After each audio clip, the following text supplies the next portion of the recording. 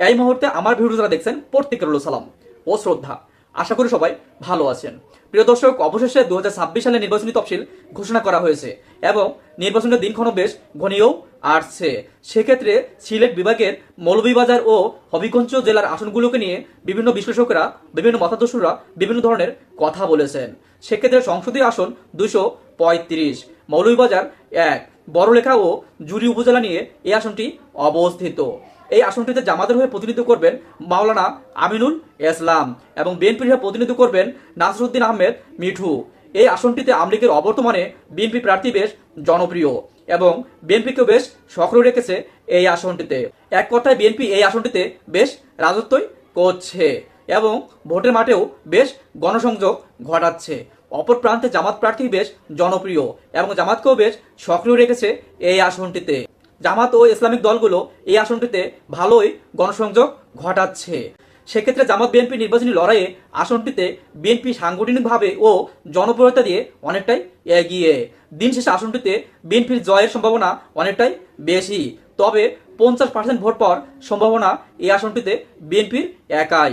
সংসদীয় আসন 236, মৌলভীবাজার 2, কুলাউড়া উপজেলা নিয়ে এই আসনটি অবস্থিত।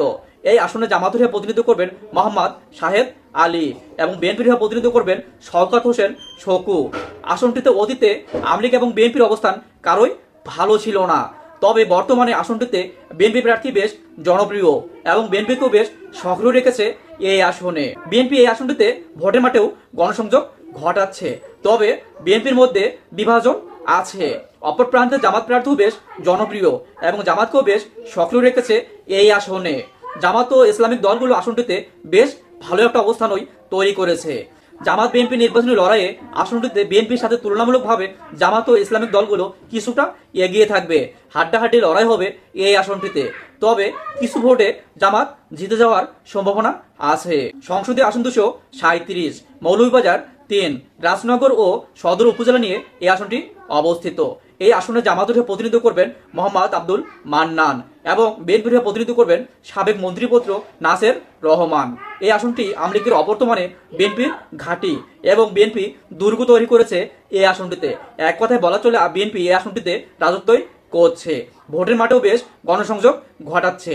অপর প্রান্তে জামাত প্রার্থী বেশ জনপ্রিয় এবং জামাতকেও বেশ সক্রিয় রেখেছে এই আসনে। জামাত ও ইসলামিক দলগুলো এই আসনটিতে বেশ ভালো একটা অবস্থান তৈরি করেছে। সেক্ষেত্রে জামাত বিএনপি নির্বাচনী লড়াইয়ে আসনটিতে জামাতের তুলনায় বিএনপি সাংগঠনিকভাবে ও জনপ্রিয়তার কারণে অনেক বেশি এগিয়ে থাকবে। দিন শেষে আসনটিতে বিএনপির জয় সম্ভাবনা অনেকটাই বেশি। বিএনপি 11ই 50%-এর উপরে ভোট পাওয়ার সম্ভাবনা রয়েছে এই আসনে। সংসদীয় আসন 238, মৌলভীবাজার 4, কমলগঞ্জ ও সদর উপজেলা নিয়ে এই আসনটি অবস্থিত। এই আসনে জামাত ও এনসিপি জোট প্রার্থী প্রীতম দাস এবং বিএনপির হয়ে প্রতিনিধিত্ব করবেন মোহাম্মদ মুজিবুর রহমান চৌধুরী। অতীতে এই আসনটিতে বিএনপির অবস্থান তেমন ভালো ছিল না, তবে আওয়ামী লীগের অবর্তমানে আসনটিতে বিএনপি প্রার্থী বেশ জনপ্রিয় এবং বিএনপিকেও বেশ সক্রিয় রেখেছে এই আসনে। অপর প্রান্তে জামাত ও এনসিপি জোট প্রার্থী বেশ জনপ্রিয়। জামাত ইসলামিক জোট ও এনসিপি মিলে এই আসনটিতে তাদের দুর্গ তৈরি করেছে। এক কথায় বেশ শক্তিশালী হয়েছে তারা এই আসনটিতে। সেক্ষেত্রে জামাত বিএনপি নির্বাচনী লড়াইয়ে আসনটিতে বিএনপির সাথে তুলনামূলকভাবে জামাত জোট প্রার্থী বেশ এগিয়ে থাকবে। দিন শেষে আসনটিতে জামাত জোট প্রার্থী জিতে যাওয়ার সম্ভাবনা অনেকটাই বেশি। সংসদীয় আসন 239, হবিগঞ্জ 1, বাহুবল ও নবীগঞ্জ উপজেলা নিয়ে এই আসনটি অবস্থিত। এই আসনে জামাত হয়ে প্রতিনিধিত্ব করবেন মাওলানা শাহজাহান আলী এবং বিএনপির হয়ে প্রতিনিধিত্ব করবেন ডক্টর রেজা কিবরিয়া। আসনটিতে অতীতে আওয়ামী লীগ এবং বিএনপির অবস্থান কারো ভালো ছিল না, বর্তমানেও বিএনপির প্রার্থীর জনপ্রিয়তা নেই। আবার এই আসনটিতে বিএনপির বিদ্রোহ প্রার্থী আছে, সে ভোটের মাঠেও বেশ গণসংযোগ ঘটাচ্ছে। অপর প্রান্তে জামাত প্রার্থী বেশ জনপ্রিয়, জামাতকেও বেশ সক্রিয় রেখেছে এই আসনে। জামাত ও ইসলামিক দলগুলো আসনটিতে বেশ ভালো একটা অবস্থান তৈরি করেছে। সেক্ষেত্রে জামাত বিএনপি নির্বাচনী লড়াইয়ে আসনটিতে জামাত ও বিএনপির তুলনায় সুজাত মিয়া বিদ্রোহী প্রার্থী অনেকটাই এগিয়ে এবং দিন শেষে সুজাত মিয়াই জিতে যাবে বলে আশা করা যায়। সংসদীয় আসন 240, হবিগঞ্জ 2, বানিয়াচং ও আজমেরীগঞ্জ উপজেলা নিয়ে এই আসনটি অবস্থিত। এই আসনটিতে জামাত হয়ে প্রতিনিধিত্ব করবেন শেখ জিল্লুর রহমান আজমি এবং বিএনপির হয়ে প্রতিনিধিত্ব করবেন সাখাওয়াত হোসেন। আসনটি আওয়ামী লীগের ঘাঁটি ছিল। আওয়ামী লীগের অবর্তমানে বিএনপি আসনটিতে তাদের দুর্গ তৈরি করেছে। আবার বিএনপি প্রার্থীও বেশ জনপ্রিয়, বিএনপিকেও বেশ সক্রিয় রেখেছে এই আসনে, ভোটের মাঠে বেশ গণসংযোগ ঘটাচ্ছে। অপর প্রান্তে জামাত প্রার্থীও বেশ জনপ্রিয়, জামাতকেও বেশ সক্রিয় রেখেছে এই আসনে।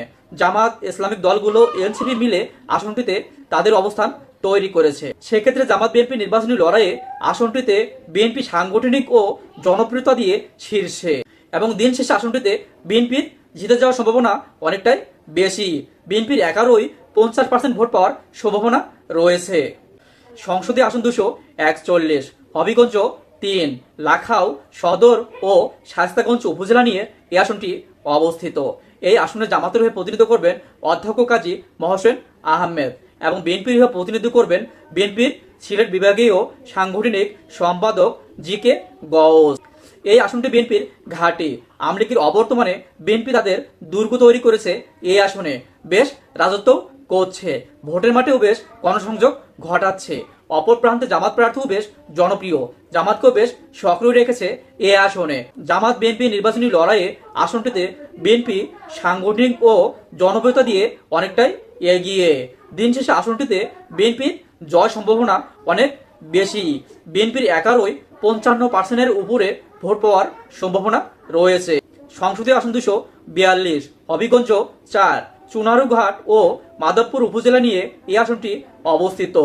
এই আসনে জামাতের হয়ে প্রতিনিধিত্ব করবেন অলিউল্লাহ নোমান, এবং বিএনপির হয়ে প্রতিনিধিত্ব করবেন এস.এম. ফয়সাল। আসনটিতে আওয়ামী লীগের অবর্তমানে বিএনপি তাদের দুর্গ তৈরি করেছে।